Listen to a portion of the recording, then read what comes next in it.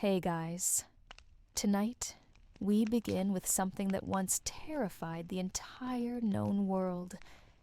No knights, no castles, no shining heroes, just hooves, arrows, and dust. We are diving into what life was really like under the Mongol Empire, an empire built by the bow and feared by kings. Before you settle in, take a moment to like the video and subscribe, but only if you truly enjoy what I do here. And let me know in the comments where you are tuning in from. I always love seeing where this odd little history club reaches. Now, dim the lights, maybe turn on a fan for that soft background hum, and let's ease into tonight's journey together. Let us be clear, the Mongol Empire scared the world for very good reasons. When their horsemen arrived, no city felt safe. No army wanted to meet them in the open field. The Mongols did not play by anyone else's rules. They used speed, surprise, and pure terror. Imagine this. You live in a walled city along the Silk Road. One day, you see a black cloud on the horizon, but it is not a storm. It is a horde of riders, thousands strong, their banners snapping in the wind. The ground shakes before you can react. Arrows begin to rain down from beyond the range of your archers. These were not just any arrows. The Mongols used powerful composite bows that could shoot farther and harder than most European or Chinese bows. They would ride in fast, loose formations, surround a city, and strike from all sides. Their tactics were devastating, and if you thought your stone walls would save you, think again. The Mongols brought siege engineers with them. They learned from the best, adopting Chinese, Persian, and Arab siege techniques. They used catapults, gunpowder bombs, and scaling towers. Few cities held out for long, but the worst part was the reputation. The Mongols deliberately spread fear ahead of them. Stories of entire populations being slaughtered were not just rumors. They were part of the strategy. If one city resisted and was destroyed, 10 others might surrender without a fight. It worked. From the steppes of Mongolia, their empire stretched to Korea, China, Central Asia, Persia, and even into Eastern Europe. Princes and sultans fled before them. Kings sent tribute. No one wanted to be next. Yet while the world shook in fear, ordinary life within the empire carried on. And it is here that things get interesting. Because the Mongol Empire was not just endless war. It was also roads, trade, and daily survival. Let us now turn to the steppes. Far from the great cities, this is where the Mongol story truly begins. The wide grasslands of Mongolia were the heartland of the empire, a harsh place, windswept and open, where only the hardiest people and animals could thrive. Here, most Mongols lived as nomads. They followed their herds of sheep, goats, horses, and camels across the steppe. Their homes were gurs, circular felt tents known in the West as yurts, portable, sturdy, and warm in winter, cool in summer. Inside a gyr, life was simple but practical. At the center stood a hearth, with smoke rising through a hole in the roof. Around the walls were beds, chests, and rugs. Everything had its place. Nothing was wasted. In such a life, clutter was a luxury no one could afford. Clothing was designed for the elements. Both men and women wore deal, a long tunic made of wool or cotton, fastened with a sash. In cold weather, fur-lined boots and hats were essential. Jewelry was modest, often made from silver or coral. Food came from the herds. Meat was boiled or dried. Milk was turned into cheese, yogurt, and the famous fermented mare's milk known as erag. It was sour, fizzy, and not for everyone. Grains were rare on the steppe. Trade brought in rice and millet, but many meals were based on meat and dairy. Work was constant. Men herded and hunted. Women managed the household, cooked, made clothing, and raised children. Children rode horses almost as soon as they could walk. A boy might be expected to hit a target from horseback by the age of 10. And while Mongol society valued toughness, it was not without structure. There were strict codes of law. Theft, betrayal, and cowardice were punished harshly. Loyalty to one's clan and to the Khan was absolute. But life was not all duty. There were festivals with music, dance, and storytelling. Games on horseback tested skill and bravery, and even in the harshest winters, families gathered to share stories of ancestors and heroes. Yet always, above it all, was the fear of the tax collectors and the demands of the Khan. A new empire brought new rules. Taxes were collected in livestock, goods, or silver. For some, this was a heavy burden. Failure to pay could mean punishment or worse. And then there was the shadow of constant war. Every able man was expected to serve if called. When the Khan ordered a campaign, entire camps would empty of warriors. Those left behind lived with uncertainty. Would their sons and husbands return? Still, there were benefits. The Mongols built vast trade routes, protected by soldiers. The Silk Road became safer than ever before. Goods flowed from China to Europe. With them came ideas, art, and even medicine. But no empire lasts forever. Over time, the Mongol domains fragmented. New rulers rose, old cities rebuilt, and life for ordinary people changed once again. But the legacy of the Mongols remained, in the roads, the stories, and the distant echo of hooves across the steppe.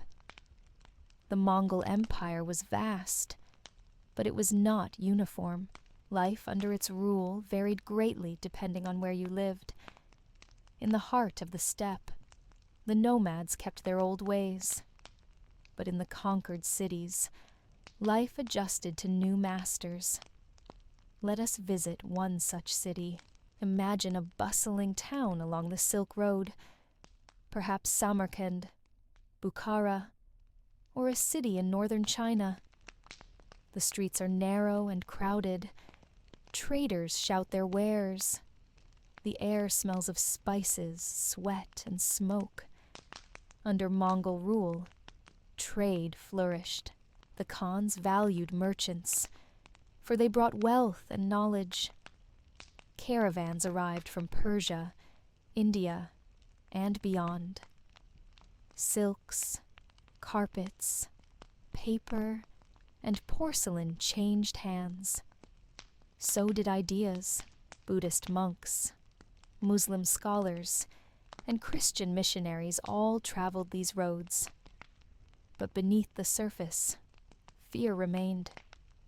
The Mongol tax system was efficient and often ruthless. Local officials, backed by Mongol overseers, ensured taxes were collected. Silver, grain, textiles, everything had a value. failure to pay could mean confiscation or worse. Artisans worked hard to meet new demands. Blacksmiths forged tools and weapons. Weavers produced fine textiles. Potters crafted goods for both local use and distant trade. In many cities, Mongol patrons commissioned grand buildings, mosques, palaces, and caravanserais, yet artisans also faced pressures. The Khans sometimes ordered skilled workers relocated to other parts of the empire. A Chinese mason might find himself in Persia. A Persian weaver might be sent to Karakoram. It was an empire on the move, and people moved with it, willingly or not. For peasants, life was harder. Across the vast lands, farmers toiled in fields. Wheat, barley, rice, and millet were grown, depending on the region. Tools were simple. The plow was often wooden. Oxen provided muscle. The work was relentless. Plowing, sowing, weeding, harvesting. Each season brought new tasks. Taxes took a portion of every harvest. Bad weather or war could mean famine. The Mongols brought order, but they did not bring easy lives. Housing varied by region. In China, peasants lived in mud brick houses with thatched roofs. In Persia, homes were of stone or sun-baked clay. Furnishings were basic, mats or low platforms for sleeping, simple pottery, a small hearth for cooking. Clothing, too, reflected local traditions. Chinese peasants wore tunics and trousers of hemp or cotton. Persian farmers wore wool or linen. Footwear was simple: sandals, cloth shoes, or bare feet. Food was plain but filling. Rice or bread formed the base. Vegetables were seasonal. Meat was rare, a treat for festivals. Salt was precious. Spices were expensive, reserved for the wealthy. Among all, the presence of the Mongols was felt. Their envoys traveled the roads. Their officials inspected markets. Their soldiers patrolled trade routes. The empire's reach was long, and no one forgot it. Yet, it was not all fear. The Mongols imposed a kind of brutal order. Banditry declined on major roads. Merchants dared to travel farther. Craftsmen found new markets. The empire was a paradox, violent in birth, but enabling trade and movement. For ordinary people, life was about adaptation. A Persian merchant might learn Mongolian words. A Chinese scholar might write poems praising the Khan. A Russian artisan might craft goods for a Mongol noble. Survival meant flexibility, but always there was the memory of conquest. The ruins of sacked cities reminded all of the cost of resistance. Mongol rule was tolerated, not loved. Loyalty was practical, not heartfelt, yet the empire endured, held together by trade, fear, and the will of the Khans. In the countryside, village life continued. Farmers planted, harvested, and prayed for good weather. In towns, artisans and traders navigated shifting rules. In nomad camps, life followed ancient rhythms, even as distant rulers claimed their loyalty. And the empire kept changing. New khans rose and fell. Some ruled wisely, others poorly. Religious tolerance was official policy, but local realities varied. Some regions prospered, others declined. Through it all, people endured. They adapted to Mongol taxes and justice. They learned to deal with Mongol officials. And when possible, They took advantage of the empire's vast trade networks. Yet even in prosperity, uncertainty remained. The Mongol system depended on strong leadership. A weak Khan meant instability. Succession disputes led to civil wars. In such times, merchants stayed home. Farmers hid their grain. Artisans kept a low profile. And beneath the surface, resistance simmered. Some rebelled openly. Others resisted quietly, through song, story, or silent defiance. The Mongol Empire was powerful, but it was never fully accepted by those it ruled. Still, it connected the world in ways unseen before. Goods, ideas, and people crossed vast distances. A scholar in Baghdad might read a text from China. A merchant in Venice might wear silk from the East. The empire left a mark far beyond the battlefield. And so life under the Mongols was a study in contrasts. Fear and opportunity, oppression and exchange, hardship and resilience. Ordinary people navigated these currents as best they could, one day at a time. As the Mongol Empire matured, its influence reached deeper into daily life. Roads were built, markets expanded, and new ideas flowed across the vast territory. But beneath this surface of connection, ordinary people still faced the weight of Mongol rule. The roads were one of the empire's great achievements. Known as the Yam system, it was a network of relay stations across the land. Riders carried messages swiftly from one end of the empire to the other. Merchants used these same routes, protected by patrols. This brought opportunity. A trader in Persia could now reach markets in China. A craftsman in Central Asia could send goods westward. But it also meant scrutiny. The Mongols kept close watch on movement and trade. Taxes and tolls were exacted at each point. For many, the roads were a mixed blessing, safer than before, but also more controlled. Traveling merchants carried passes issued by the Khan's officials. Without one, they risked confiscation, or worse. The empire's grip was firm, even on the move. Within the cities, life adapted. Markets thrived under Mongol protection. Goods from across the known world were exchanged. Silk and porcelain from China, spices and textiles from India, carpets and glassware from Persia, furs from the northern forests. Artisans found both opportunity and pressure. The Khans appreciated skilled work, but their demands could be sudden. A potter might receive a commission for a noble's household, an honor, but one with strict deadlines and no refusal. In the countryside, peasants continued their hard lives. Fields had to be planted and harvested, taxes paid. Mongol rule meant new taxes and occasional forced labor. When armies needed supplies, villages were expected to provide. The burden was heavy. In some regions, famine followed. In others, peasants fled their lands, seeking refuge in distant towns or forests. The empire's appetite for resources was relentless. Religion under the Mongols was complex. Officially, the Khans practiced tolerance.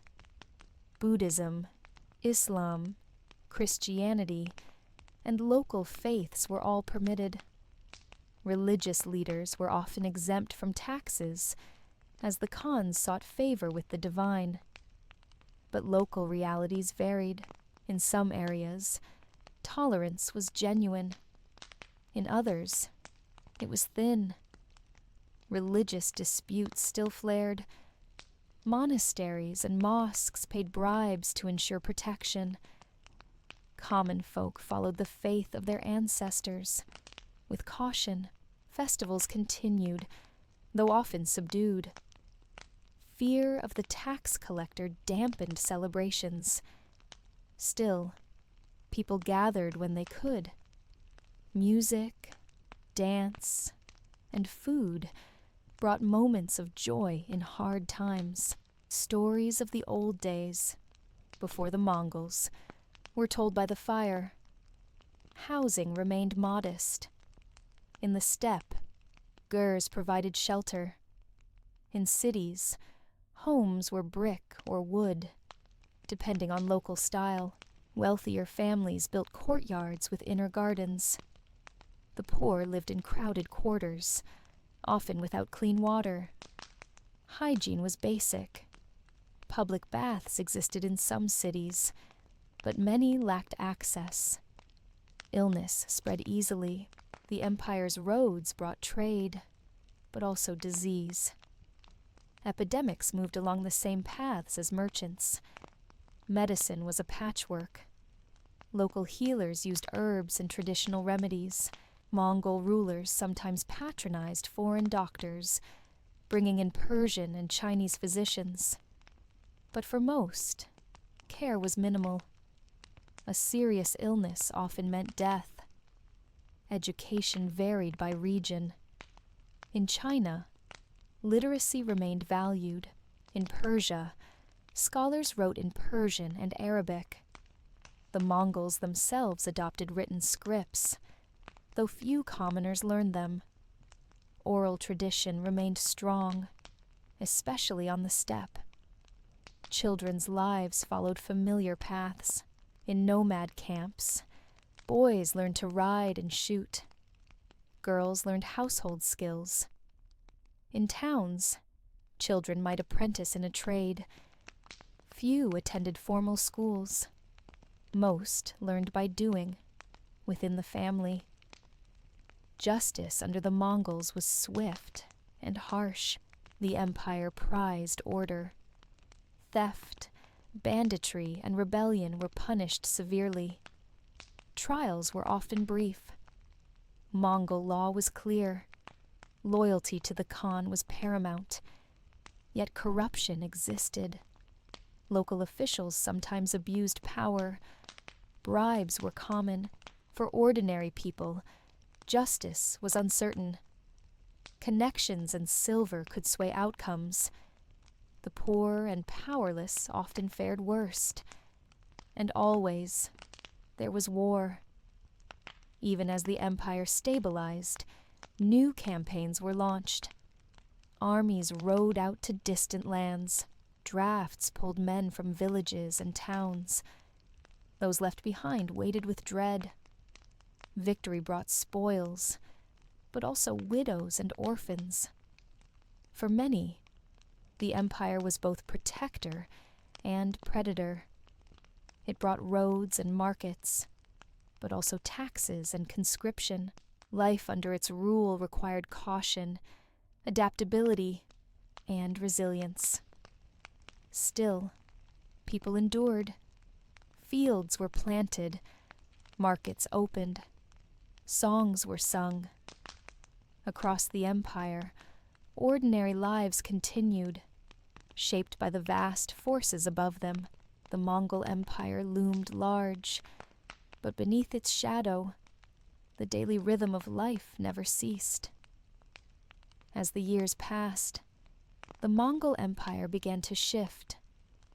New generations of Khans ruled lands their grandfathers had conquered. The heart of the empire remained in the steppe, but its influence stretched across continents. And in its shadow, daily life continued to evolve. Trade remained central. The great roads still hummed with activity. Caravans crossed deserts and mountains. Ships sailed along the coasts, linking distant ports. The empire had become a vast network of exchange. Merchants prospered. In cities like Khanbalik and Samarkand, fortunes were made. Goods from far corners of the world met in bustling markets. Alongside silks and spices came knowledge, new medicines, technologies, and ideas. Yet for many, prosperity was uneven. Wealth concentrated in merchant families and favored artisans. Peasants and laborers saw little of it. Taxes remained high.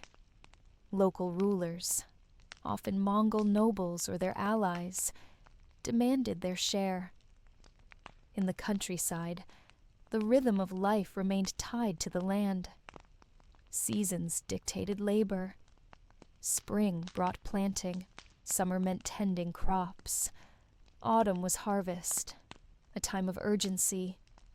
Winter was a season of survival.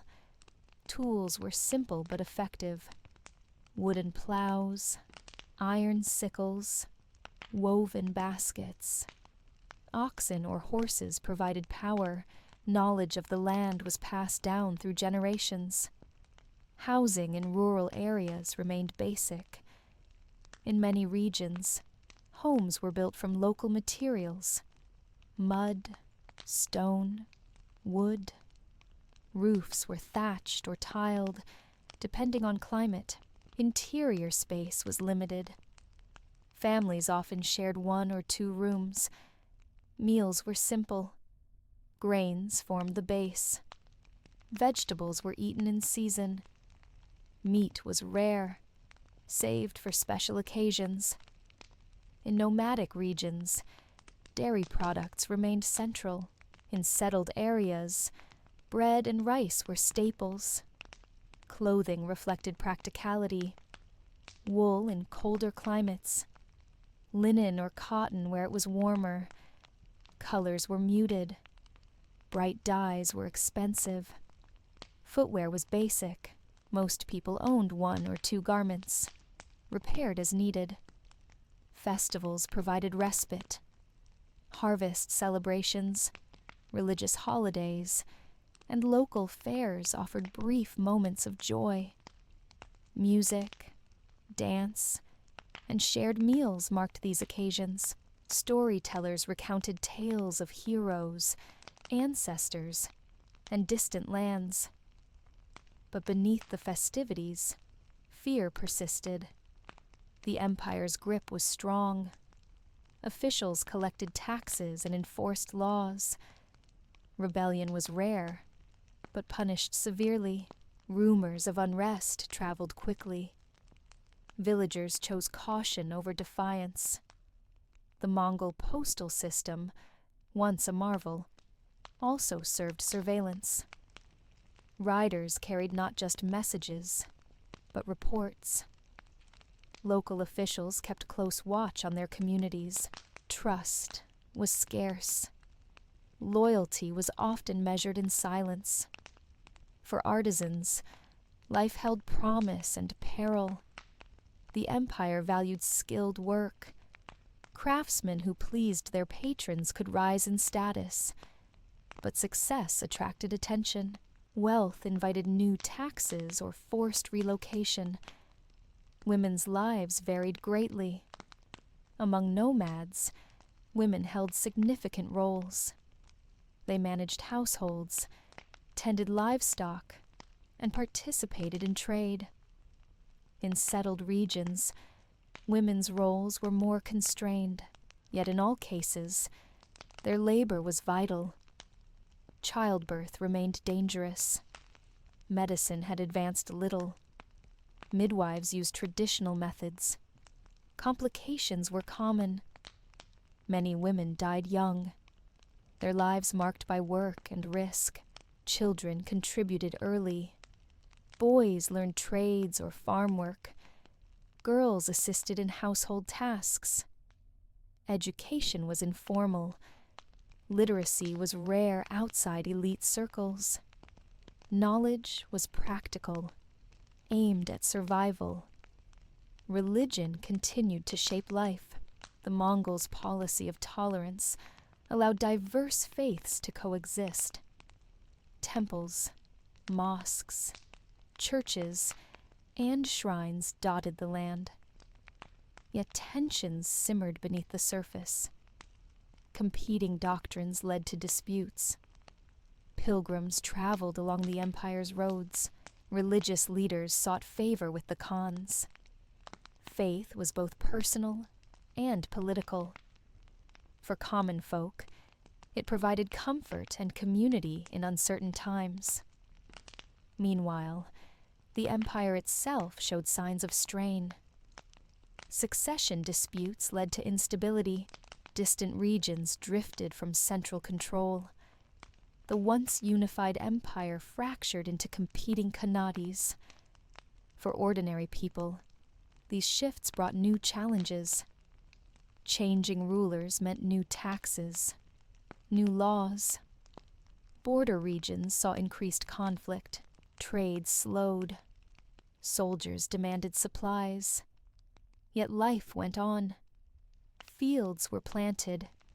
Markets opened. Families gathered. Beneath the grand sweep of history, daily life remained grounded in simple needs and enduring hopes. Stories of the past reminded people of resilience. Tales of ancestors who survived wars and famines offered strength. In quiet moments, by hearth or campfire, these stories were shared again and again. And through it all, the empire's legacy grew. Roads built by Mongols continued to serve trade. Techniques learned from distant lands enriched local crafts. Even in decline, the empire had reshaped the world. But for now, farmers tended fields. Artisans shaped clay and metal. Traders haggled in markets. Children chased each other through dusty streets. Life under the Mongols was hard, but it was life, and it went on. As the Mongol Empire began to fragment, ordinary people felt the changes. For some, it meant new rulers with uncertain loyalties. For others, it meant war on the doorstep once again. The great days of Mongol expansion were over, but the consequences of empire remained. In the heartlands of Mongolia, nomadic life continued much as before. The clans still moved with the seasons. Herds of sheep, goats, horses, and camels remained central to survival. The Jia remained the family home, portable, warm, and practical. Children still learned to ride early. Archery and horsemanship were taught with care. Stories of Genghis Khan and his great campaigns were told by elders. The memory of conquest was a source of pride, even as the empire unraveled. For nomads, the fall of distant khans meant little at first. Local alliances mattered more. But trade suffered. Fewer caravans came through the steppes. With them went silver, cloth, and other goods the nomads valued. In the cities, the changes were more obvious. Power shifted between rival factions. Markets still opened, but merchants watched the roads carefully. Banditry increased as central control weakened. For artisans, work continued. Potters, weavers, and metalworkers adapted to new patrons. A Persian craftsman might now serve a local warlord instead of a Mongol noble. The coin might be different, but the need to survive remained constant. Peasants, as always, bore the heaviest burden. Fields still needed tending. Taxes still had to be paid. But as order broke down, demands became harsher. Local lords sought to fill their coffers. Soldiers took what they needed. In many regions, conscription returned. Armies needed men, whether to defend against invaders or to fight rival claimants. Families faced hard choices. Sending a son to war meant risking his life, but refusal invited punishment. Religion provided some solace. Temples and shrines remained places of refuge. Pilgrimages continued, though with greater risk. Religious leaders sought to maintain stability in their communities. But tensions also rose. In some areas, religious factions vied for power. Tolerance frayed. Minorities faced new pressures. The unity once enforced by Mongol rule began to splinter. In daily life, people grew cautious. Trust was scarce. Travel required more planning. Villagers relied on familiar networks. Foreigners were met with suspicion. The empire's grand vision of a connected world faded into memory. Yet in small ways, the legacy endured. Roads built by the Mongols still carried travelers. Techniques borrowed from distant lands remained in use. Even in decline, the empire had changed the fabric of life. Among the educated, there was debate. Some praised the order the Mongols had brought. Others mourned the lost autonomy of earlier times. For most, these were distant concerns. Survival was the priority. Food shortages became more common. Disrupted trade meant fewer goods in the markets. Famine loomed in some regions. Communities pulled together, sharing what they could. Festivals grew quieter, more somber. Housing remained unchanged for most. In towns, the poor lived in cramped quarters. The wealthy fortified their homes, fearing unrest. In the countryside, simple homes offered little protection from new waves of conflict. Clothing, too, reflected hard times. Fine fabrics became scarce. People patched old garments, made do with rougher materials. Ornamentation gave way to practicality. Children still played, but their games now included tales of soldiers and bandits. Songs once sung in joy took on darker tones. The shadow of violence touched all aspects of life. Justice became uneven. In stable areas, Mongol law still held. Elsewhere, local rulers imposed their own codes. Bribery and favoritism grew. For the common folk, fairness was uncertain. In this uncertain world, resilience was key. Families relied on old skills. Farmers planted diverse crops to hedge against failure. Artisans learned new techniques to attract buyers. Traders sought safer routes. The fall of the unified empire did not end Mongol influence. Its echoes remained in language, law, and custom. But the days of a single, mighty Khan commanding loyalty across continents were gone. And so, ordinary life adjusted. Slowly, cautiously, people adapted to the new realities. Hope persisted, tempered by experience. In the quiet moments, under starlit skies or beside flickering lamps, stories of the past were told. Of empire, of hardship, of endurance. The Mongol Empire had reshaped the world. Its fall would reshape it again. For those who lived through it, the future was uncertain. But life, as always, went on. In the years after the empire's fragmentation, life across the former Mongol lands settled into a new, uneasy normal. The great Khanats ruled independently now. Their borders shifted often, and their fortunes rose and fell with the times. For ordinary people, the empire was now a patchwork of powers. In some areas, Mongol rulers still held sway. In others, local dynasties reclaimed control. The golden age of Pax Mongolica was over. The age of uncertainty had begun. Yet traces of the empire remained. The roads, though less safe, still connected distant markets. Traders adapted, hiring guards and traveling in larger groups. The flow of goods slowed, but did not stop. In the great cities, life adjusted. Merchants formed alliances to protect their interests. Artisans sought new patrons among emerging local elites. Foreign visitors became less common, but curiosity about the wider world persisted. For peasants, little had changed. Fields still demanded labor. Taxes still claimed a portion of each harvest. But now, new rulers brought new demands.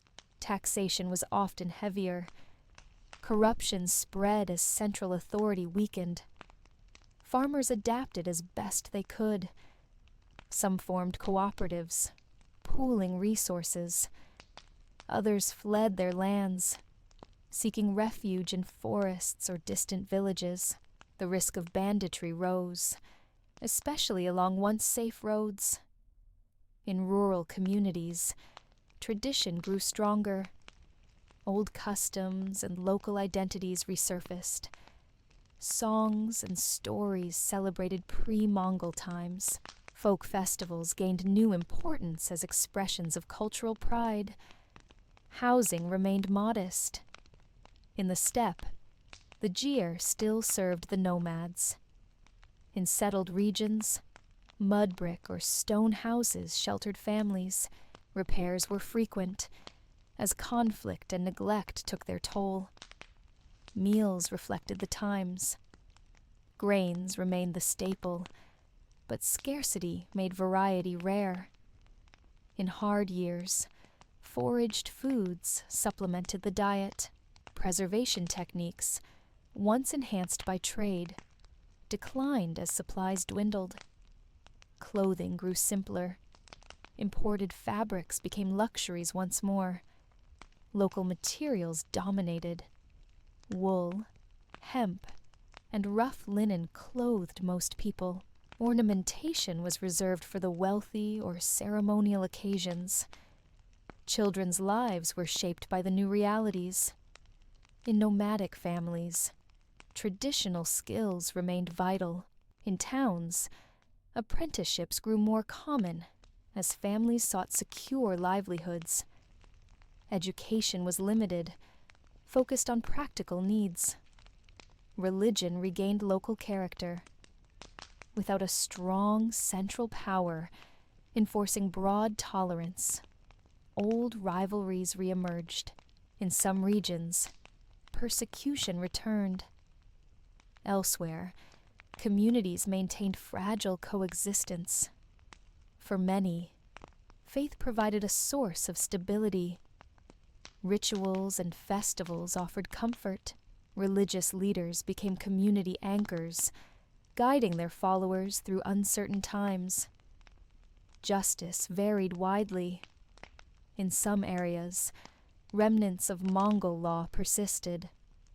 In others, local rulers imposed their own codes, often harsh and arbitrary. Bribery and favoritism shaped many outcomes. Violence remained a constant threat. Rival factions vied for power. Soldiers requisitioned supplies. Villagers faced forced conscription.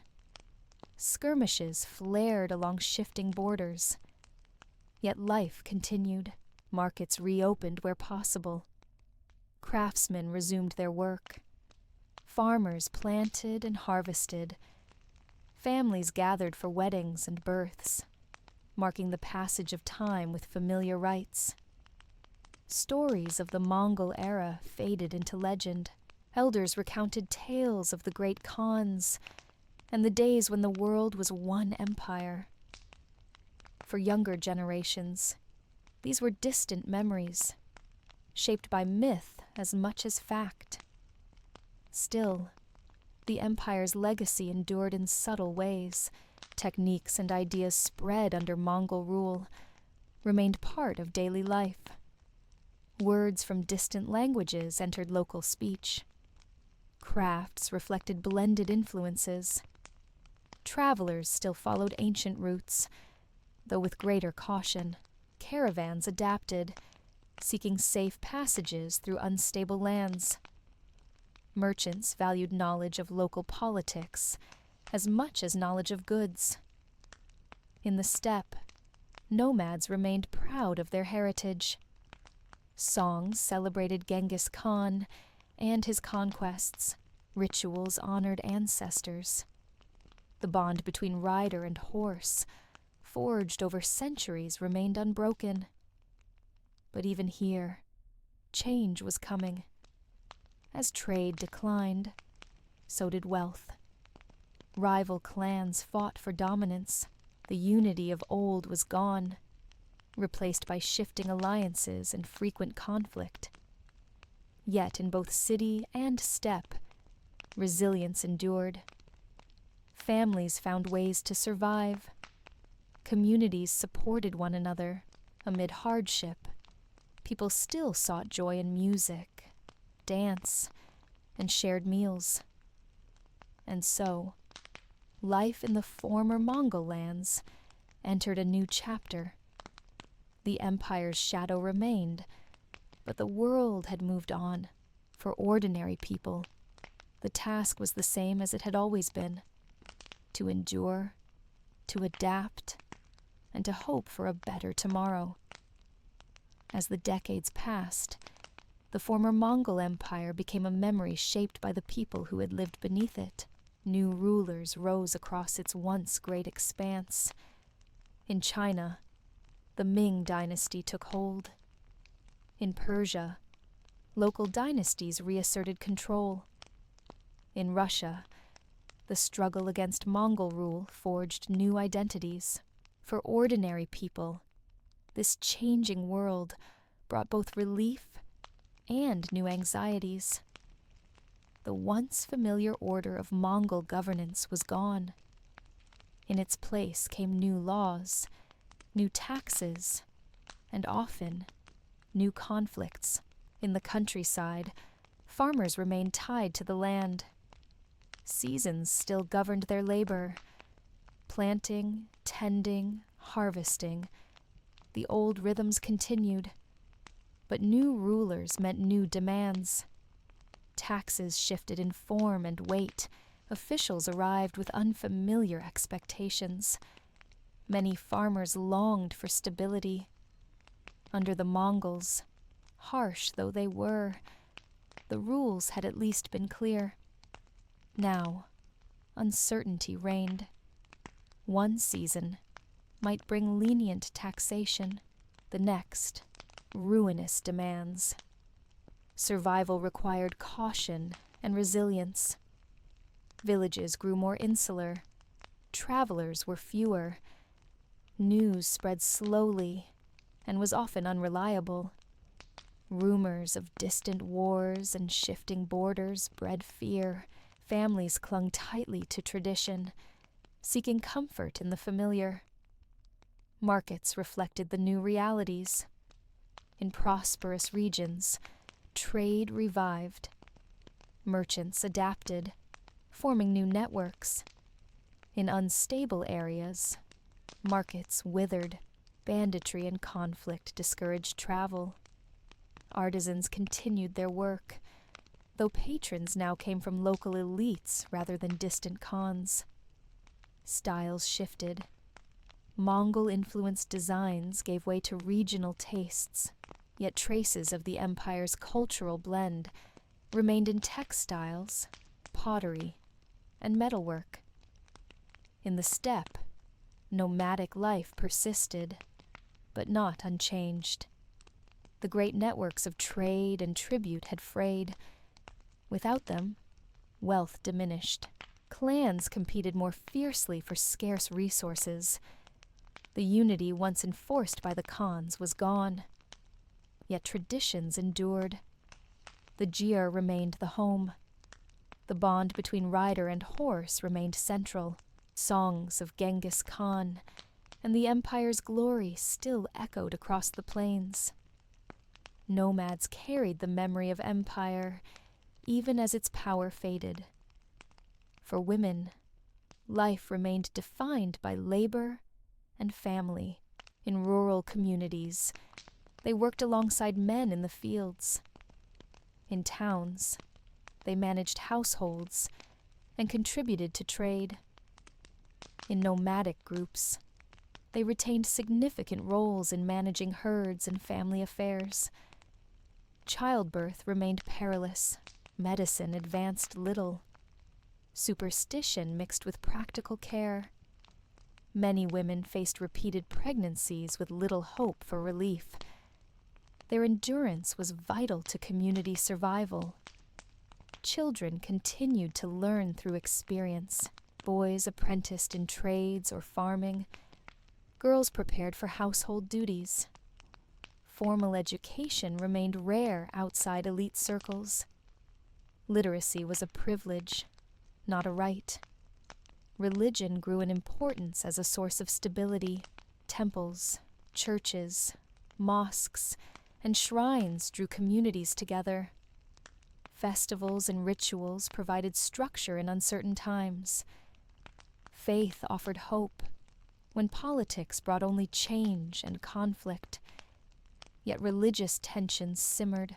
In some regions, tolerance gave way to persecution. Communities that had once coexisted under Mongol rule now faced division. Old rivalries reemerged, fueled by new rulers seeking to solidify their power. Justice remained uneven. In some places, law brought order. In others, it served the interests of the powerful. For common folk, navigating local politics became a necessary skill. Bribery and patronage shaped many outcomes. Violence remained a constant threat. Raids, skirmishes, and full-scale battles disrupted life. Villages fortified where they could. Families kept supplies hidden. Stories of war became part of daily conversation. Yet, amid hardship, life continued. Families gathered for weddings and births. Songs were sung. Tales of past glories and local heroes were shared by firelight. The human spirit proved resilient. In the ruins of once great Mongol cities, new rulers built their own monuments, yet the foundations remained, a testament to the empire that had once connected the world. Roads, though worn, still linked distant lands. Words and ideas shaped by Mongol rule lingered in local languages and crafts. For many, the Mongol Empire became a story of contrast. It had brought terror and destruction, but also trade and connection. Its fall brought relief, but also new uncertainty. The memory of those years shaped how people viewed their present. Elders reminded the young of the lessons of the past. Adaptability, caution, and community mattered most. In a world where rulers changed and borders shifted, these values offered the best hope for survival. And so, life in the former Mongol lands moved forward. Slowly, cautiously, people built new futures on the foundations left behind. The empire was gone, but its shadow remained, woven into the fabric of daily life. As a new generation came of age in the former Mongol Empire, the stories of the great conquests became more legend than memory. For most people, daily life mattered more than distant tales of khans and cavalry, yet the marks of empire remained, woven into the routines of ordinary existence. In the countryside, farmers still worked the land. Fields were tilled with simple tools. Harvests were gathered by hand. Oxen and horses provided muscle. Despite hardship, the cycle of seasons continued. Life remained rooted in the soil. Weather remained a constant concern. Droughts, floods, and harsh winters could ruin a year's labor. Communities relied on shared effort and mutual aid. When famine threatened, grain stores were guarded carefully. Cooperation often meant survival. Housing remained modest. In many regions, families lived in small, single-room homes. Walls of mud brick or stone provided shelter. Roofs of thatch or tile kept out the elements. Furnishings were simple. Each household crafted what it could not buy. Meals reflected local crops and traditions. Grains, legumes, and vegetables formed the core of the diet. Meat was consumed sparingly. In wealthier towns, markets offered greater variety. In poorer villages, meals remained humble. Clothing was practical. Fabric was spun and woven locally. Styles varied by region, but served the same purpose: protection against the elements. Ornamentation was rare, reserved for festivals or important gatherings. In the steppe, nomadic life persisted despite change.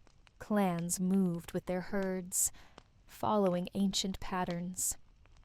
The gyr remained central to family life.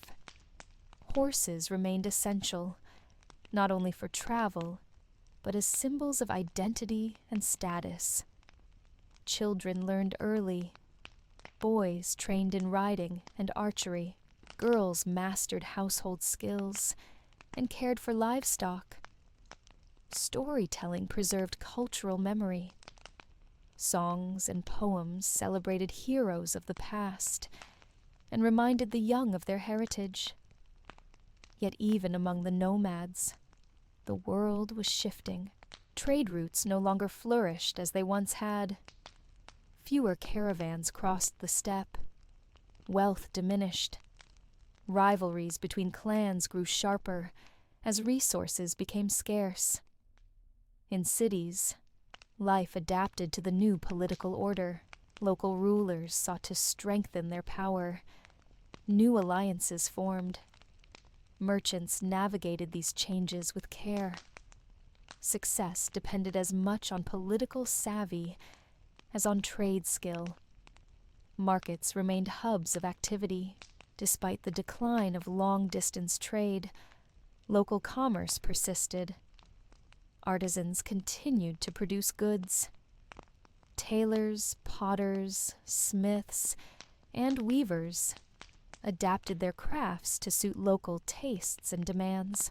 For women, daily life remained defined by labor and family. In both towns and countryside, their contributions were vital. They managed households, participated in trade, and sustained community life. Yet their roles remained constrained by tradition. Childbirth continued to carry great risk. Midwives relied on inherited knowledge. Complications often proved fatal. Each birth was a moment of both hope and fear. Families mourned losses and celebrated survival. Children's lives remained centered on learning by doing. Formal education was rare. Skills were passed from parent to child. For the fortunate few in elite families, literacy opened doors to scholarship and administration. Religion remained a pillar of community life. Temples, churches, and mosques provided not only spiritual guidance, but also social cohesion. Rituals marked the passage of time. Festivals brought brief respite from daily toil. Religious tensions persisted in some areas. Communities guarded their beliefs carefully. In others, coexistence was maintained through necessity and mutual respect. Faith offered solace in an uncertain world. Justice remained uneven. Local rulers enforced their own laws. Some provided stability. Others ruled through fear and favoritism. For ordinary people, navigating this landscape required caution and pragmatism. Violence remained a fact of life. Banditry plagued the countryside. Border conflicts flared between rival states. In towns, guards patrolled the streets, but security was never guaranteed. Families protected their own as best they could. Yet amid uncertainty, life carried on. Fields were planted. Goods were crafted. Families gathered to mark life's milestones. Songs were sung. Stories were shared. The resilience of ordinary people endured. Elders reminded the young of lessons learned. Adaptability mattered. Community mattered. In a world of shifting powers, these values offered the best hope for stability. The Empire had taught many hard lessons. They were not forgotten. And so, in villages, towns, and across the open steppe, people continued to build their lives. The Mongol Empire was gone, but its legacy shaped their world. Roads, ideas, and cultural blends remained. In quiet moments, the old stories were still told. For those who lived in its shadow, the task remained unchanged: to endure, to adapt, and to pass on what they had learned. The future was uncertain, but life, as always, went on. As the decades turned to centuries, the Mongol Empire passed fully into history. Its Khanates had fractured, faded, or been absorbed by rising powers, yet its influence lingered, woven into the daily lives of people who had lived beneath its rule. For many, the empire was now a story told by elders. Children heard tales of fierce horsemen and great khans, the roads, the trade, the terror, all became part of a shared cultural memory. But for most, the concerns of the present mattered more. In the countryside, life continued in familiar rhythms. Fields were tilled as they had been for generations. Tools remained simple. Labor was shared among family and neighbors. Survival depended on cooperation. Weather remained a constant threat. Crops succeeded or failed with the seasons. Communities stored what they could, knowing that lean years would come. Famine was never far from thought. Housing remained unchanged for most. In villages, simple homes sheltered families. In the steppe, the gyr continued to serve nomads well. Repairs were frequent. Comfort was modest. The focus remained on practicality. Meals were shaped by necessity. Grains formed the base. Vegetables and legumes added variety. Meat remained rare for the poor, more common for the wealthy. Fermented foods provided essential nutrients. Clothing was likewise practical. Rough fabrics protected against the elements. Styles reflected local traditions. Ornamentation remained limited. Most families possessed only a few garments, mended and reused as needed. Among nomads, life retained a deep connection to tradition. Herding remained central. Horses continued to hold cultural significance. Skills in riding, archery, and animal care were passed down with care. Songs and stories preserved history. The deeds of Genghis Khan and his descendants were honored. Elders recounted the days when Mongol banners flew over distant lands. Pride in this heritage remained strong, even as the world changed.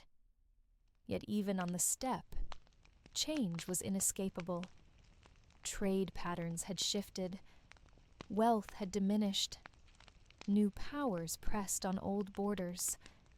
Nomads faced increasing challenges. Some adapted by settling. Others resisted, seeking to preserve their way of life. In cities, commerce revived under new rulers. Merchants formed networks adapted to the political realities of the time. Markets bustled once more. Goods flowed along old routes, though often with greater risk. Artisans continued to ply their trades. Techniques refined under Mongol rule endured. Pottery, textiles, metalwork, all bore subtle marks of cultural blending. The legacy of empire lived on in craft and design. Women's roles remained rooted in labor and family. They managed households, supported trade, and contributed to community life. In nomadic societies, their influence remained particularly strong. Their labor sustained entire families. Childbirth remained dangerous. Midwives used traditional knowledge. Success was never guaranteed. Each healthy birth was a cause for celebration. Each loss was mourned deeply. Children learned through participation. Boys and girls alike contributed to family survival. Formal education remained rare. Literacy was confined to elite circles. Practical skills mattered most. Religion continued to shape life. Faith provided structure and solace. Rituals marked life's milestones. Festivals brought communities together. Clergy offered guidance and stability in uncertain times. Religious tensions persisted in some areas. Elsewhere, coexistence prevailed out of necessity. The memory of Mongol tolerance remained, though it had faded with time. Faith remained a deeply personal and communal force. Justice was a patchwork. Local rulers enforced varied laws. Some sought fairness. Others pursued personal gain. For common folk, navigating this system required caution and pragmatism. Trust in official justice was limited. Violence, though less frequent than in earlier generations, remained a threat. Banditry troubled trade routes. Border conflicts flared sporadically. In times of unrest, families relied on community ties for protection. Yet amid these challenges, life endured. Fields were planted, goods were crafted, families celebrated births and mourned losses. The human spirit proved resilient, as it had through the empire's rise and fall. Elders taught the young the value of adaptability. Stories of past hardships reminded listeners that survival was possible, even in uncertain times. Community and tradition remained pillars of strength. The roads built by the Mongols still served travelers.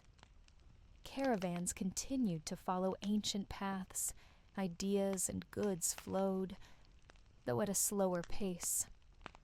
The empire's legacy persisted in these quiet exchanges. In both city and steppe, the memory of empire shaped identity. For some, it was a source of pride. For others, a cautionary tale. In all cases, it remained part of the fabric of life. And so, as new powers rose and old ones faded, people carried forward the lessons of the past. The Mongol Empire had left its mark, but the task of each generation remained unchanged: to endure, to adapt, and to build a life in whatever world they found themselves. As life moved on across the former Mongol domains, new patterns of connection emerged. The great unified empire was gone, but its influence still shaped the world in subtler ways. One of the most lasting changes was in trade. Though the old Mongol protection was no more, many of the routes they had fostered remained in use. Merchants adapted to new borders and powers, but they continued to travel long distances. Silk from China still made its way westward. Spices from India reached Central Asia. Persian glassware found markets in distant lands. The flow of goods was slower, the risks greater, but the demand remained strong. Alongside goods traveled ideas. Mongol rule had once enabled the rapid spread of knowledge. Now, those exchanges continued through the networks left behind. Innovations in medicine, astronomy, and engineering moved across cultural lines. Scholars translated texts that had crossed the empire. Chinese herbal remedies appeared in Persian medical works. Arab mathematical concepts influenced Mongolian scholars.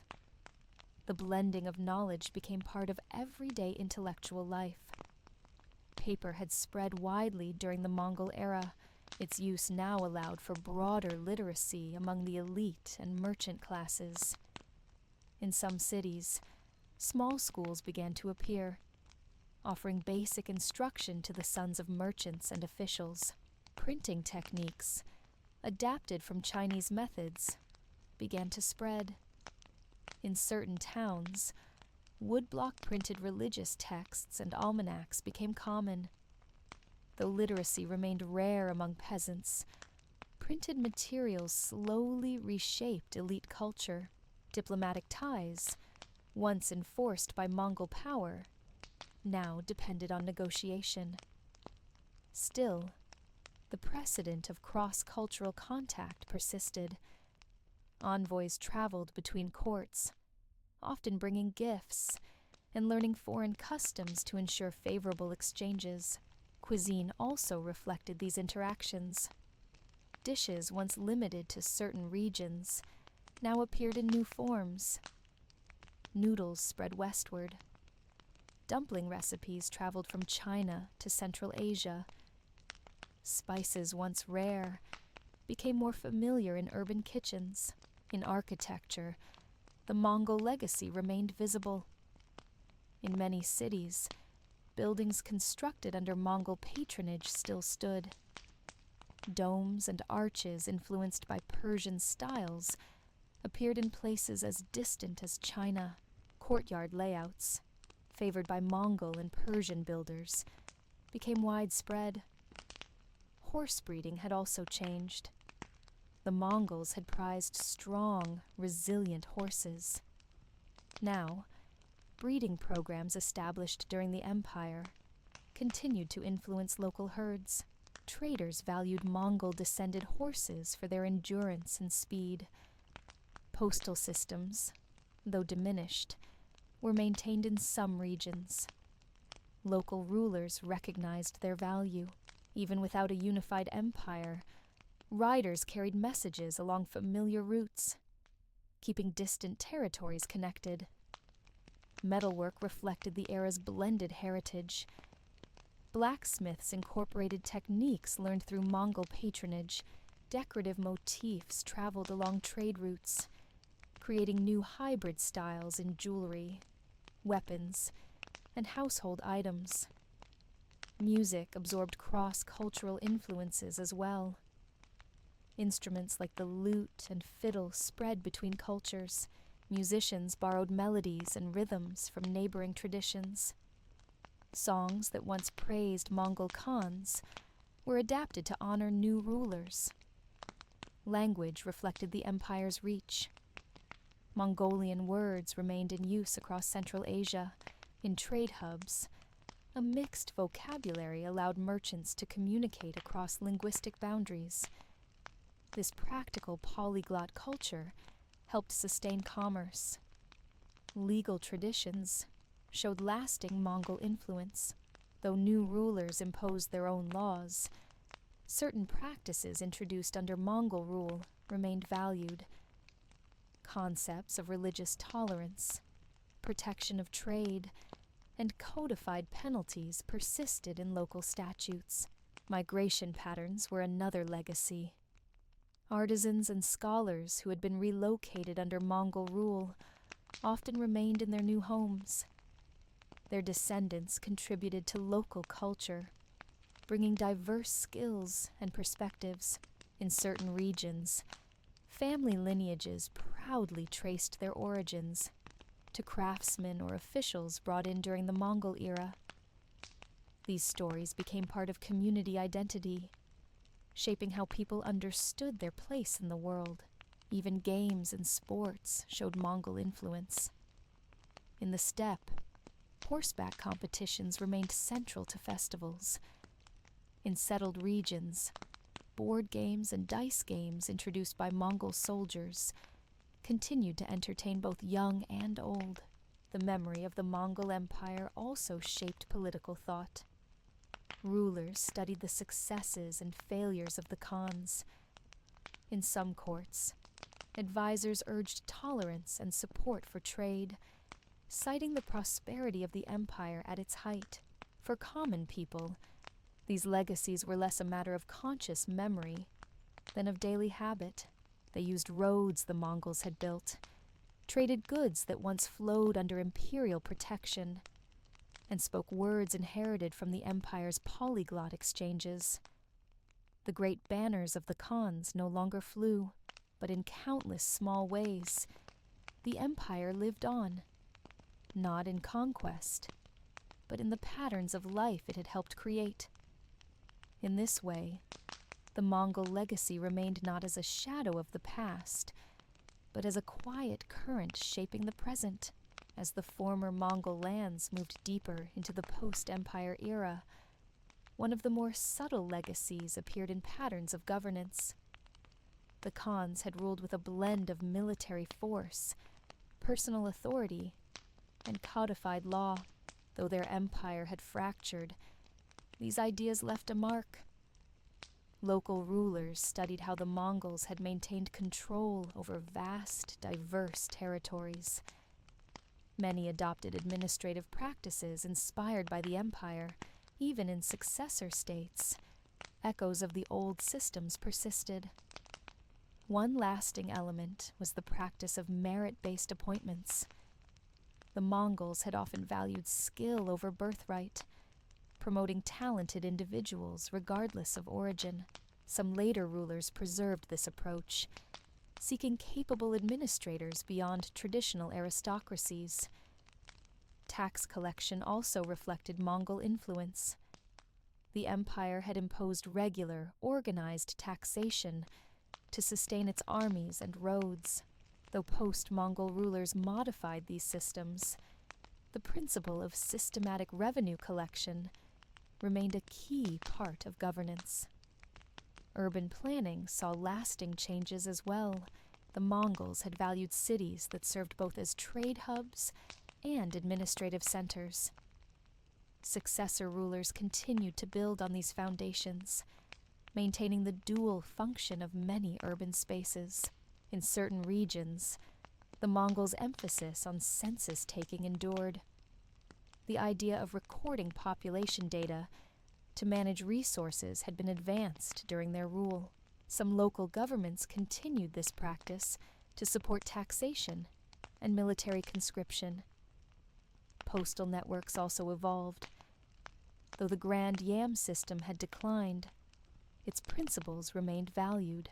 Local adaptations of postal relays allowed messages and goods to travel relatively quickly across fragmented territories. Diplomatic protocol reflected Mongol precedents. Courts that had once dealt with the Khans maintained formal practices of gift exchange and ceremonial greeting. These customs continued to shape interactions between rulers. Court languages often showed Mongol influence. In Central Asia and parts of Persia, Mongolian terms lingered in administrative speech. In other regions, Persian or Turkic languages absorbed loanwords from the imperial era. Military organization bore clear traces of Mongol methods. The decimal system of unit organization, which divided forces into groups of 10, persisted in various armies. Commanders valued its clarity and flexibility. Training also reflected the Mongol model. Cavalry tactics that had once dominated the steppes influenced military thinking in both East and West. Horse archery remained a prized skill in many successor states. Even siege warfare showed continued evolution. Techniques developed or refined under Mongol patronage influenced engineers for generations. The blending of Chinese, Persian, and Arab methods under Mongol rule left a lasting technical legacy. Legal codes in some regions retained elements of the Yasa, the Mongol code of law. Though often altered to suit local customs, the principles of order, loyalty, and protection of trade informed new legal traditions. Religious policy also carried forward lessons from the Mongol period. The pragmatic tolerance practiced by many Khans had shown rulers the value of managing religious diversity with care. Successor rulers often sought to balance competing faiths. Trade policy reflected similar pragmatism. The Mongols had linked commerce with state support, protecting merchants and investing in infrastructure. Many rulers continued to encourage trade as a source of wealth and stability. Guilds flourished in post-Mongol cities. Artisans and merchants formed associations to protect their interests, often building on networks established during the imperial period. These guilds contributed to economic resilience in changing political landscapes. Intellectual life also showed Mongol-era influence. The tradition of cross-cultural scholarship persisted. Libraries founded under Mongol patronage remained active. Scholars continued to translate and adapt knowledge from diverse sources. In architecture, monumental styles inspired by Mongol-era buildings persisted. Grand gateways, expansive courtyards, and domed structures remained popular features in public and religious architecture. Visual art reflected similar blending. Motifs that had traveled across the empire now appeared in manuscripts, textiles, and ceramics. Artists drew on a rich palette of cultural influences. Even perceptions of the natural world were shaped by Mongol exchanges. Knowledge of geography, flora, and fauna expanded through the networks once controlled by the empire. Travelers' accounts and illustrated texts captured this broadened understanding. These legacies were not always consciously linked to the Mongols. For many people, they were simply the way things were done. Yet behind the patterns of administration, trade, and culture lay the enduring imprint of the empire. As new generations grew up in this post-Mongol world, they inherited systems and ideas shaped by the Khan's vision. The great empire had fallen, but its influence remained deeply woven into the daily operations of society. And so, in the routines of governance, the structure of armies, the flow of goods, and the design of cities, the quiet presence of the Mongol past continued to shape the present. As the post-Mongol world continued to evolve, one of the more subtle areas where their legacy remained was in the natural sciences and practical knowledge of the environment. The Mongols had once facilitated the movement of scholars and practical experts across their empire. Though the empire had fallen, the networks of knowledge it had enabled remained active. Agricultural techniques were among the most widely spread. Farmers in regions far from one another had once exchanged methods through Mongol-sponsored contacts. In the generations that followed, some of these ideas persisted and adapted to local conditions. In Central Asia, irrigation techniques improved.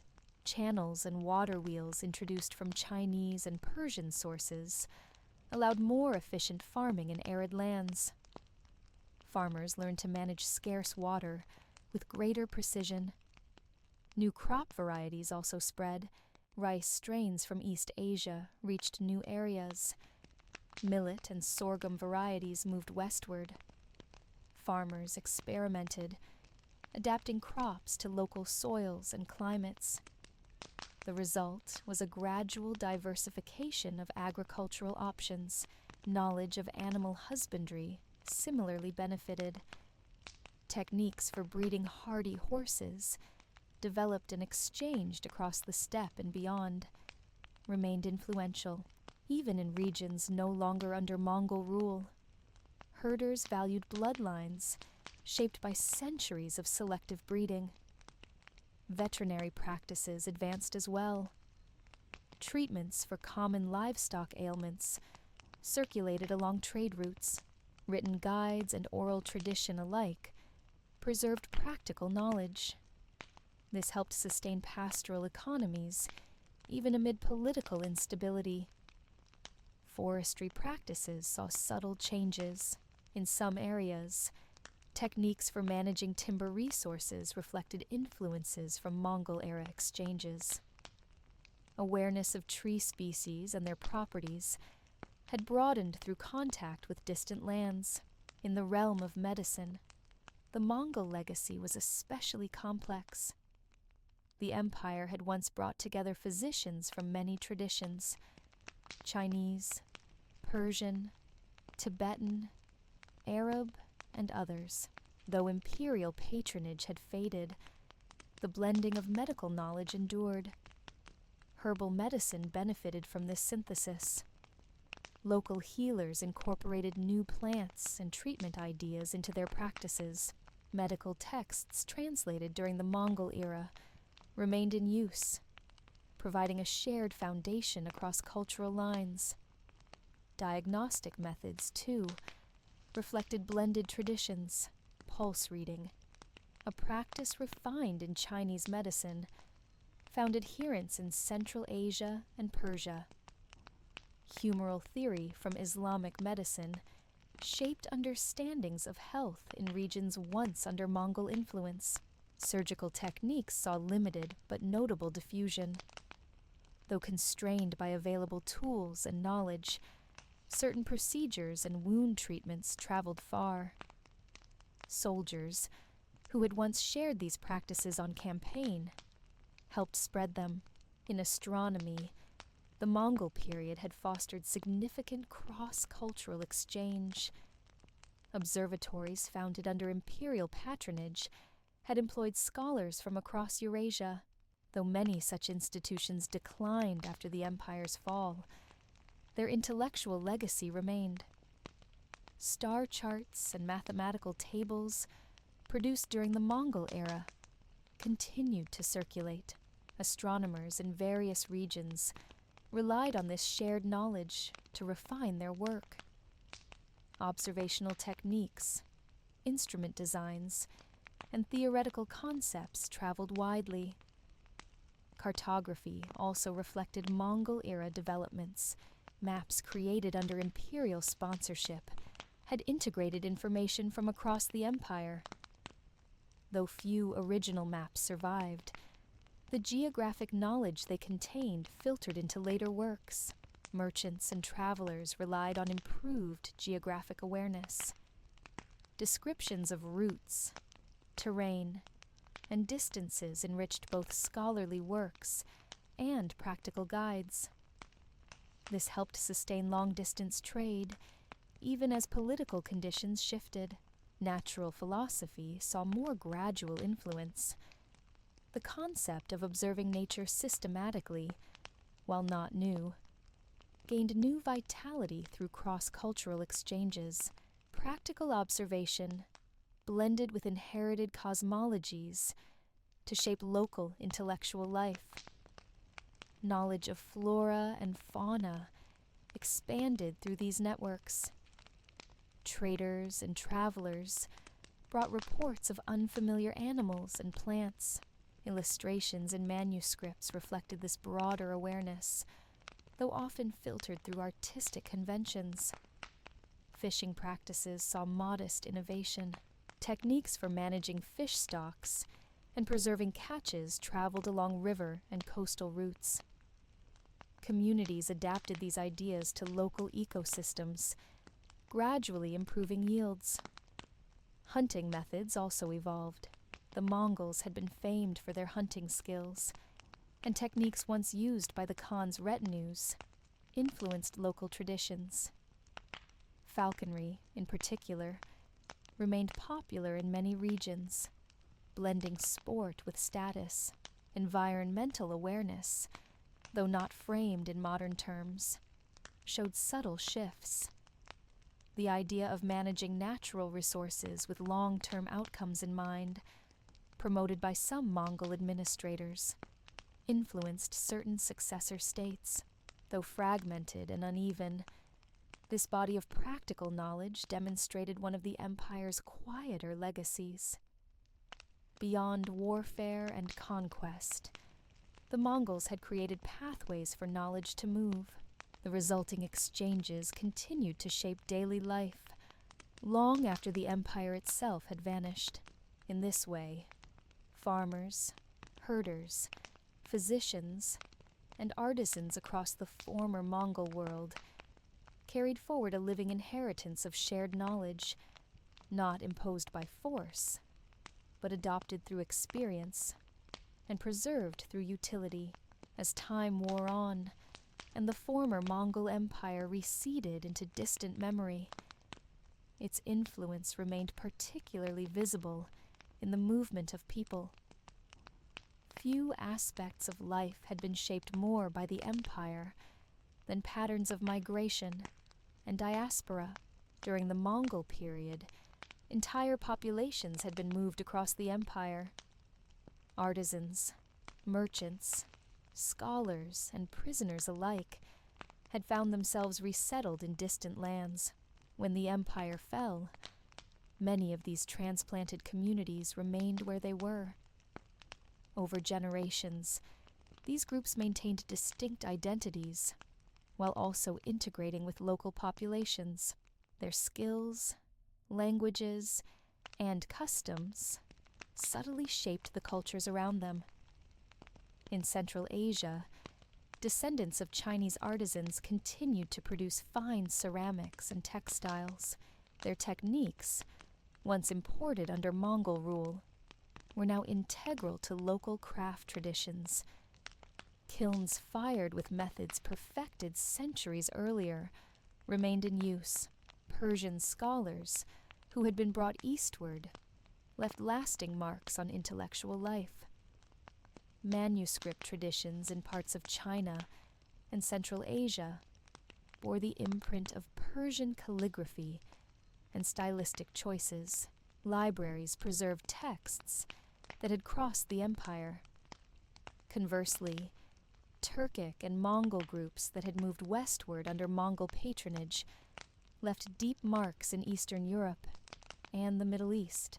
In some regions, entire villages traced their ancestry to Mongol soldiers or administrators who had settled after campaigns.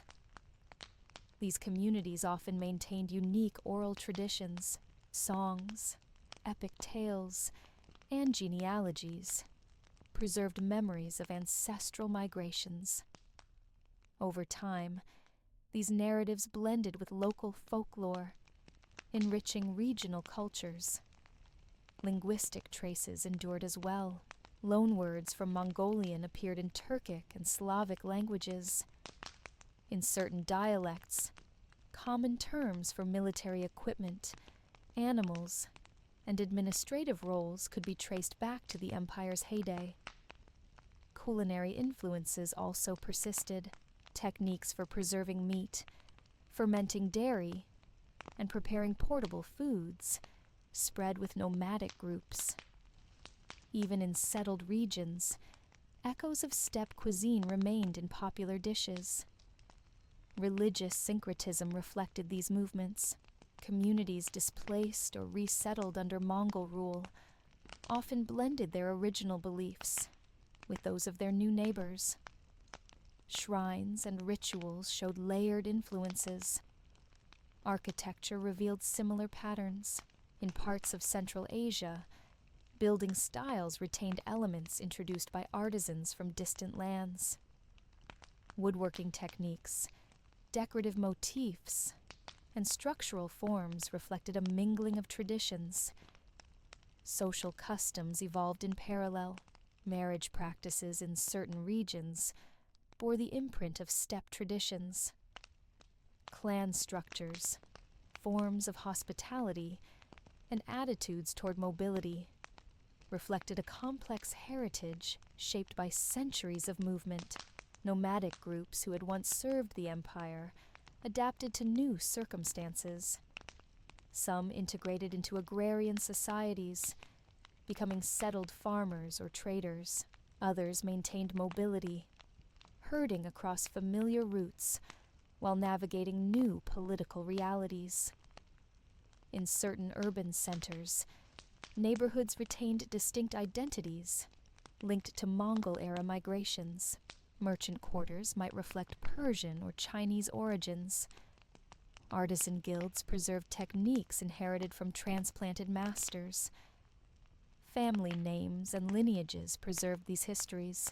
In some regions, surnames reflected ancestral roles in the empire.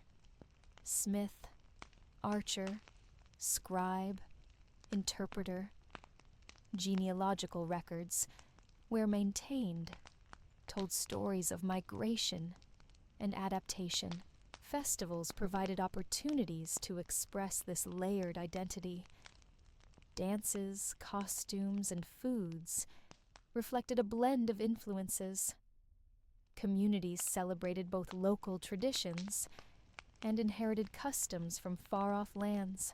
Musical instruments bore marks of these exchanges. The bowed string instruments of the steppe influenced styles in Eastern Europe and Persia. Percussion instruments traveled westward with migrating groups, enriching regional music. In governance, some successor states incorporated concepts of clan-based representation, drawn from steppe models. This influenced local assemblies and patterns of political negotiation. Legal practices also showed lingering influences. In certain regions, customary law retained echoes of Mongol codes, particularly in matters of family, inheritance, and trade. Oral adjudication, favored in the steppe, persisted alongside written law. Migration patterns continued long after the empire's fall. Merchant families maintained networks across former imperial routes. Artisans traveled to seek new patrons. Religious figures journeyed to sustain far-flung communities. These movements kept alive a sense of connection across vast distances. Though the empire no longer bound the world together, human ties forged under its shadow endured. In this way, the story of the Mongol Empire lived on not just in books or ruins, but in the lives of people whose ancestors had once crossed its roads. Through their daily practices, they carried forward a living memory of a world once united by horses and ambition. As the centuries progressed, one of the quieter legacies of the Mongol Empire could be found in the networks of trust and cooperation that had been forged across its vast territory. Though the political unity was long gone, the habits of cross-cultural exchange remained deeply embedded in many societies.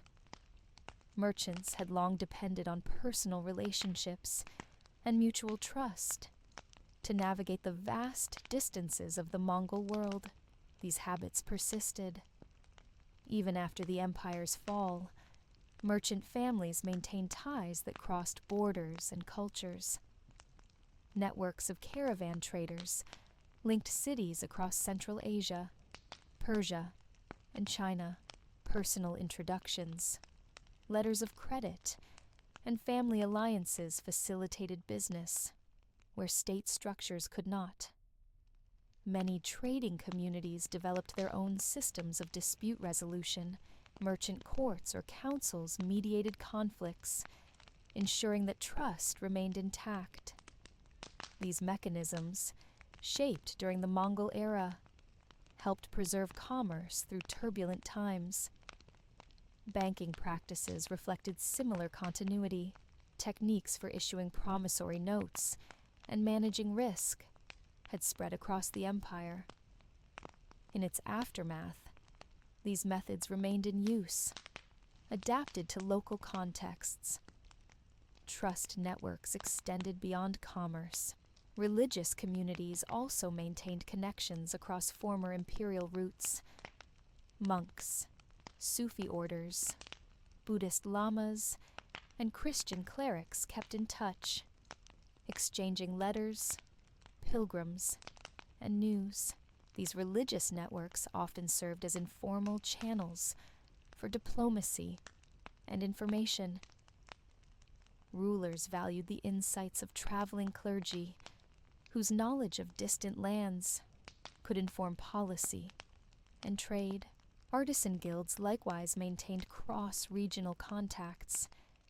Techniques, tools, and stylistic innovations moved along these informal paths. A new weaving method developed in one city might soon appear in another, carried by a journeyman seeking work. Medical practitioners shared similar habits. Healers who had once served in imperial courts or military units passed their knowledge to apprentices. Over time, distinct regional schools of medicine emerged, each blending local tradition with inherited wisdom. Even in the world of entertainment, Mongol-era habits of exchange endured. Traveling performers, acrobats, musicians, and storytellers moved along familiar circuits. They brought new tales, dances, and musical styles to audiences eager for novelty. These performers often acted as carriers of news as well. In an age of limited written communication, their stories and songs kept distant communities informed about events in the wider world. In education, the Mongol tradition of valuing practical knowledge remained influential. Many families prioritized skills that could ensure economic survival: languages, mathematics for trade, and technical crafts. Where formal schooling existed, it often reflected this pragmatic orientation. Merchant academies taught accounting and negotiation. Military schools preserved cavalry, and archery techniques refined under Mongol command. Libraries maintained under Mongol patronage continued to serve scholars, though many collections had been dispersed. Surviving texts formed the core of new intellectual traditions in successor states. Scientific instruments crafted during the Mongol period remained in use. Astrolabes, quadrants, and armillary spheres allowed astronomers to refine observations. These tools connected scholars across generations. In urban design, lessons from Mongol-sponsored cities influenced later developments. Markets were laid out to facilitate both local trade and long-distance commerce. Caravanserais remained integral parts of the urban fabric. City gates and walls reflected the Mongol-era emphasis on balancing openness with security. Wide thoroughfares allowed for the movement of goods and military forces alike. Water management systems also bore the imprint of imperial priorities. Techniques for sustaining large urban populations with reliable water supplies had been advanced during the empire and remained in use. In legal philosophy, the Mongol emphasis on clear, codified law inspired efforts in successor states to formalize legal codes. Though the specific content varied, the ideal of accessible, consistent law remained influential. Social mobility, while limited, reflected traces of Mongol practice. In some regions, military or administrative talent could still allow individuals to rise. Echoing the meritocratic tendencies of earlier times, this permeability was especially visible in frontier regions, where diverse communities interacted regularly. Skills and initiative could sometimes outweigh birth in securing opportunity.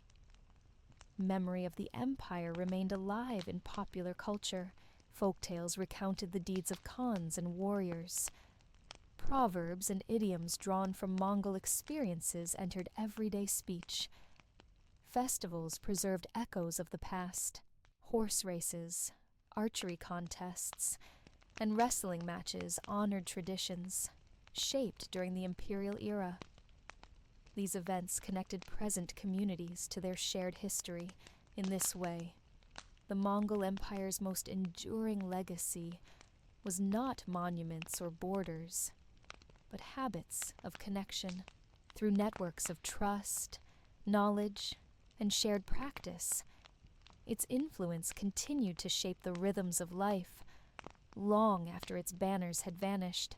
As the post-Mongol centuries unfolded, the empire's quieter legacies extended even into the ways people thought about time, distance, and their place in the world. Though few would have spoken of it this way, the Mongol era had subtly expanded mental horizons across much of Eurasia. One important shift was in the perception of distance. Under the Mongols, rapid postal riders and bustling trade routes had made the vast seem reachable. Though those systems had decayed, their memory remained. People now imagined the world as more connected than previous generations had.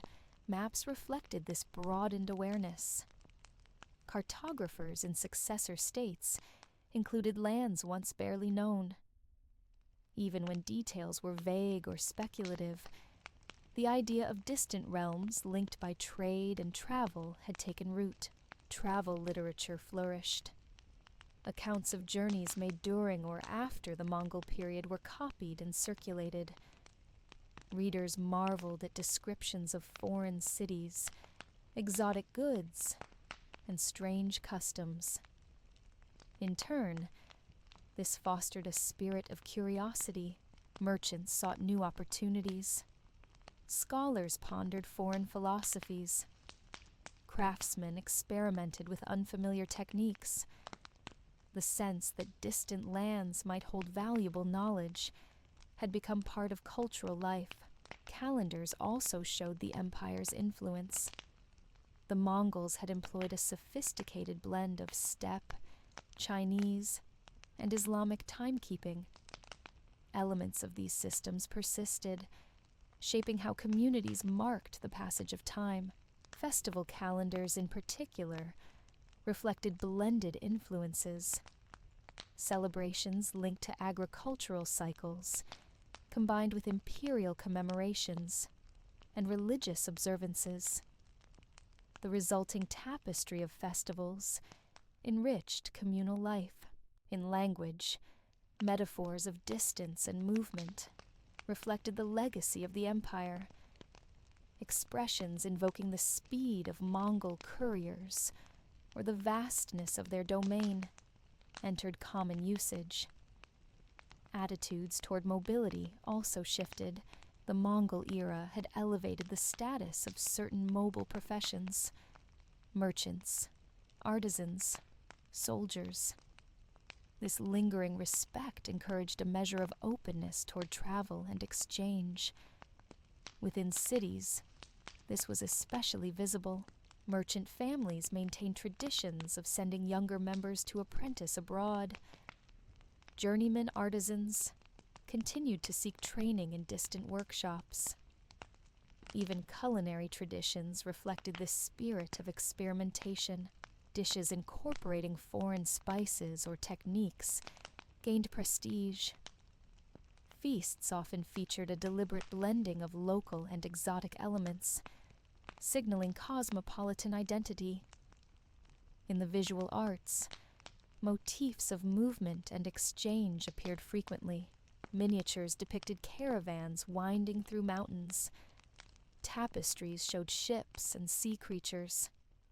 Paintings of court life included figures from diverse ethnic backgrounds. Storytelling embraced similar themes. Epics celebrated voyages, both literal and metaphorical. Heroes traversed great distances, encountering wonders and trials. These narratives resonated with audiences accustomed to thinking in broader geographical terms. This expansion of mental horizons had political effects as well. Rulers who could invoke wide-ranging connections gained prestige. Courts that welcomed foreign envoys and merchants projected strength and sophistication. Conversely, isolation came to be seen as backward. Regions that withdrew from long-distance exchange often faced economic and cultural stagnation. Elites understood the value of maintaining open channels to the wider world. Diplomacy reflected this new outlook. Even minor rulers sought to cultivate relations with distant powers. Gift exchange and envoy missions became tools of both politics and prestige. Marriage alliances echoed these trends. Elite families increasingly valued connections that extended beyond local borders. Brides and grooms brought with them not just wealth, but access to new networks of influence. Religious life, too, absorbed these broader patterns. Pilgrimage gained new resonance as a form of both spiritual devotion and worldly exploration. Stories of pilgrims encountering distant lands enriched local religious culture. In education, the value of language learning rose. Merchants, diplomats, and scholars alike pursued instruction in foreign tongues. Multilingualism became a prized skill among aspiring elites. Libraries grew more diverse. Collections expanded to include works from far beyond local traditions. Texts in Persian, Arabic, Chinese, and Turkic languages circulated alongside local literature. This cosmopolitan ethos even influenced personal identity. Individuals who mastered foreign customs or languages gained social capital. Cosmopolitanism became a marker of sophistication and adaptability. Yet this broader outlook coexisted with local pride. Communities celebrated their distinct traditions, even as they embraced elements from afar. The result was not homogenization, but a richer, more layered cultural landscape. In this way, the Mongol Empire's most intangible legacy may have been the expansion of imagination itself. By forging connections across vast distances, it had encouraged countless people to see the world as larger, more varied, and more interconnected than they might otherwise have known. And though the empire was gone, that change in perspective remained, carried forward in maps, stories, festivals, and the restless curiosity of those who dreamed of distant horizons. As the centuries advanced, the impact of the Mongol Empire could also be traced in the evolution of craftsmanship and material culture. Though empires rise and fall, the objects people make and use often carry forward quiet legacies that endure in daily life. Textile production provided a clear example. Under the Mongols, silk weaving had flourished across vast territories. Techniques and patterns had moved along the trade routes, carried by artisans and merchants alike. Long after imperial power faded, these influences remained visible. Weavers in Central Asia combined Chinese silk methods with Persian motifs. In the Caucasus, textiles reflected both steppe and Islamic design traditions. Embroidery styles likewise blended. Stitches and patterns once associated with distant courts found their way into village garments. Over time, these elements became local tradition, their origins largely forgotten. Metalwork showed similar continuities. Blacksmiths and jewelers adapted techniques introduced during the Mongol period, decorative motifs, knot patterns, stylized animals, and floral designs crossed cultural boundaries. The fusion was especially evident in weaponry. Swords and daggers forged in successor states often combined steppe functionality with Persian or Chinese aesthetics. Certain blade shapes, favored by Mongol cavalry, remained in demand for generations. Armor reflected the same synthesis. Lamellar armor, popularized under Mongol influence, was adapted and refined across Eurasia. Even as styles evolved, core design principles persisted. Pottery likewise bore lasting marks. Glazing techniques that had spread under the empire enriched local ceramic traditions. Shapes and decorative elements revealed a web of influences spanning continents.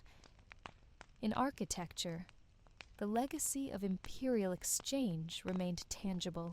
Brickwork patterns, tile glazing methods, and dome construction techniques spread widely. Builders adapted these methods to local materials and tastes. Urban artisans often specialized in crafts that had gained prominence under Mongol patronage. Papermaking workshops continued to thrive in cities that had served as imperial hubs. Calligraphers preserved styles once popular in Mongol courts. Carpenters and woodworkers also maintained techniques from the imperial era. Portable furniture designs, originally intended for nomadic use, influenced settled styles. Joinery methods traveled across regions, enhancing local craftsmanship. Musical instrument making revealed similar patterns. Luthiers incorporated step string instrument designs into their creations. Percussion instruments reflected both nomadic and urban influences. Glassmaking benefited from knowledge exchange, fostered during the Mongol period. Techniques from Islamic lands enriched Chinese glasswork, while Chinese innovations traveled westward. In painting, especially miniature art, stylistic blending continued. Narrative scenes incorporated compositional elements from Persian, Chinese, and steppe traditions. Artists freely borrowed techniques to enrich their visual storytelling. Bookbinding evolved under similar influences. Bindery workshops adopted innovations from across the empire. The durability and aesthetic appeal of books improved as a result. Jewelry provided another canvas for cultural fusion. Steppe motifs, falcons, horses, and geometric patterns appeared alongside floral and calligraphic designs. Metalworking techniques spread with traveling artisans. In tools and everyday objects, subtle traces of Mongol-era exchange persisted.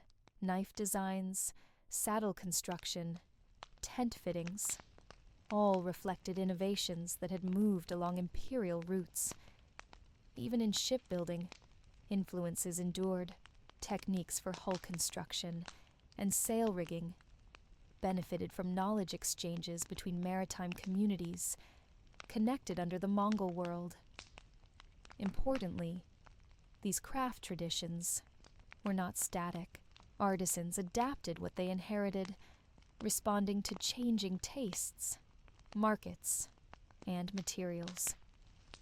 The result was an ongoing dialogue between past and present. Guild structures helped preserve and transmit this blended knowledge.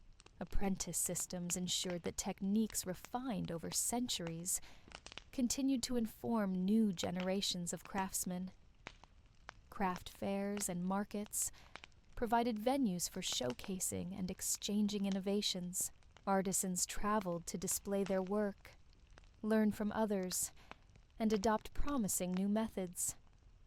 Elite patronage remained vital. Rulers and wealthy merchants commissioned works that celebrated cosmopolitan influences, displaying objects that embodied the fusion of traditions, signaled both taste and worldly connection. For ordinary people, these legacies shaped the texture of daily life, the fabrics they wore, the tools they used, the buildings they inhabited. All bore traces of the cultural exchanges fostered by the Mongol Empire, though few would have named the source. The material world around them quietly preserved a record of centuries of movement, encounter, and adaptation. In this way, the Mongol era lived on, not in monuments alone, but in the things people made, used, and treasured. As time carried the world further from the Mongol Empire's height, the grand tales of conquest faded into quiet memory. Yet the empire's influence endured in ways so familiar that few stopped to think where they had begun. In language, certain words and expressions traced their roots to the Mongol era. Terms for trade, transport, and administration revealed the layers of cultural blending that had once spanned continents. In personal names and family stories, echoes of the past persisted. Lineages that had once served in the Khan's armies or courts carried forward fragments of imperial history within local identities. Cuisine preserved subtle legacies, techniques for preserving dairy and meat, methods of fermenting grains, and portable recipes once used by steppe herders became part of the culinary landscape across Eurasia. In music, melodies and instruments reflected ancient migrations. Bowed strings, flutes, and drums bore design elements shared across lands once linked by Mongol roads. Folk songs carried rhythms shaped by the movement of people and ideas. Games, too, retained imperial imprints. Variants of board games, dice games, and athletic contests echoed past exchanges. Horse games, in particular, remained popular wherever steppe influence had once reached. Religious practices showed layered influences. Pilgrimage routes established under Mongol tolerance continued to guide the faithful. Ritual objects combined motifs from diverse traditions. In visual art, themes of journey, trade, and distant wonders remained compelling. Paintings and carvings celebrated the movement of goods and ideas, reflecting a worldview shaped by centuries of connection. Maps captured a similar perspective, though often flawed by modern standards. They depicted a world of linked places, inspired in part by the geographic awareness fostered during the empire's height. Attitudes toward cultural diversity also carried subtle traces. In many regions, the experience of Mongol rule had shown that tolerance could coexist with difference. This lesson, however imperfectly applied, informed later policies. Legal traditions bore lingering marks of Mongol pragmatism. Concepts of commercial law, property rights, and the responsibilities of rulers toward trade persisted in successor states. Diplomacy continued to reflect imperial models. Envoys traveled with gifts and carefully scripted messages. Following ceremonial patterns, shaped by earlier encounters with the Khan's courts, in urban life, the rhythms of markets, the layout of caravanserais, and the presence of diverse communities echoed the cosmopolitanism once nurtured by Mongol governance in rural areas, agricultural practices, animal breeding, and craft techniques preserved knowledge, transmitted along the empire's vanished highways. Even in the imagination, the Mongol Empire retained a place. Folk tales, poems, and popular histories wove legends of khans and warriors, distant cities, and epic journeys. For most people, these legacies were not matters of conscious memory. They were simply part of the world as they knew it, embedded in language, craft, custom, and thought. In this way, the Mongol Empire's true monument was not its ruins or surviving texts, but the countless small ways it had shaped the texture of daily life across half the world. And so, centuries after the last great khans had passed from the stage of history, their shadow lingered in quiet, ordinary places, in a shared meal, a familiar song, a worn road still traveled by merchants and pilgrims alike. You have now walked a little while through that world. You've glimpsed the ways that empires rise and fall, and the ways their echoes remain long after banners fade. And perhaps now, as you drift off to sleep, your mind may wander to those endless steppe skies, to the sound of distant hooves, and to the threads of connection that still bind us across space and time. When you wake up, if you enjoyed this journey, remember to subscribe to Sleepy History for more calm explorations of the world's forgotten corners. Until next time, rest well.